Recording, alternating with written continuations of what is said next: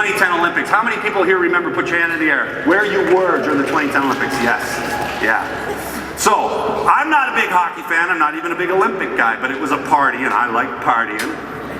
And so I grabbed my wife, Jenny, and we went downtown. It was game 7. The cherry blossoms were out, the sun was shining, it was absolutely extraordinary. Whether you were from here or not, you were an honorary Canadian. I had my iPod on, I'm listening as the countdown. We got down to 4 minutes. We got down to 3 minutes, we got down to 2 minutes, we got down to 1 minute. You remember?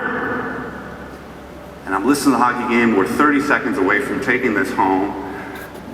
Disney. And then they tied it in overtime. And I went to overtime. You remember that? I don't know about you, but my whole gut, I was watching, I'm like, no, this is ours.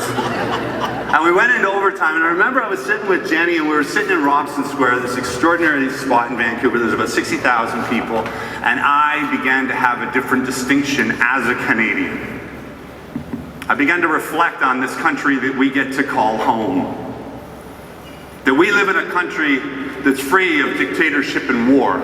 That we live in a country that fosters business development and growth. We live in a country that does spend money on its poor and its marginalized. I live in a country that paid for my detox, that paid for my treatment, that paid for my college education, and continues to subsidize my health care. I live in a country where you can go from Skidrow to CEO. Hold on, wait for it. Then he scored in overtime and the place went nuts. And whether you were from here or not, you became an honorary Canadian because everyone around this great planet of ours knew what me and my family have known for a very long time. That we live in one of the best places on planet Earth. We are the true north, strong and free. And I know this because my name is Joe and I am Canadian.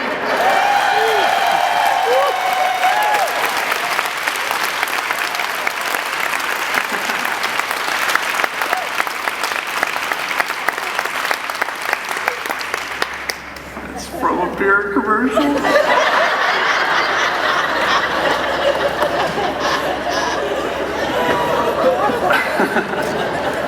Oh man, they paid me for this.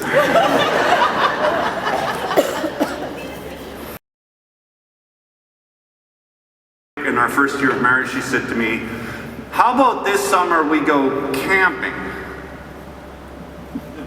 Think about it. I said, camping. That's like weekend homelessness for rich people. I said, hon, you might want to read the book again. See, she was thinking this, I was thinking this.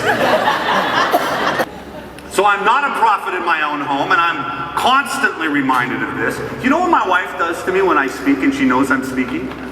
Because I use my iPhone to time, to make sure that I don't keep you more than an hour or two overtime.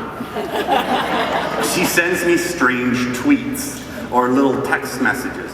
I'm speaking to a group of 1,400 people last week, and she sends me a text that says, chocolate brown lizard. And I don't know what that means, but it's enough to distract me in front of 1,400 people.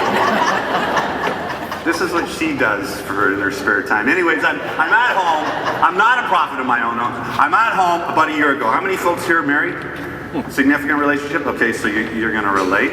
She says to me, Joe, it was Sunday, and she says, do you want to go to IKEA? In Coquitlam, we have an IKEA that has 3 postal codes, okay? It says like 14 square miles of pressed board and glue. I mean, they have their own daycare. You can drop your kids off on Wednesday, pick them up on Friday. It's insane, right? She says, do you want to go to IKEA? I'm like, no.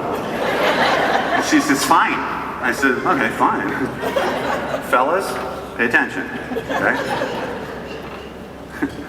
About a month before, I got this big screen TV. So I get me a big pile of popcorn, and I get me a big thing of soda, and I sit down in my big man chair, and watch the football game, and I go to look for the remote.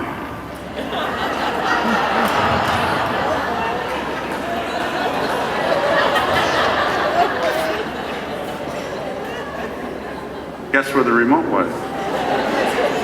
IKEA. Yeah, IKEA.